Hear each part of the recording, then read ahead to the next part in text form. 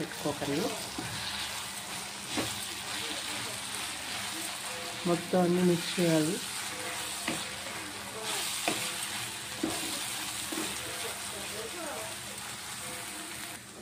చూసారు కదా, మొత్తం మిక్స్ చేసేసుకున్నాను.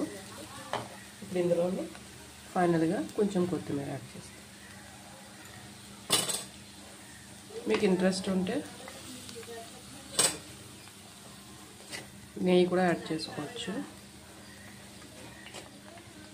తినాలనిపిస్తే.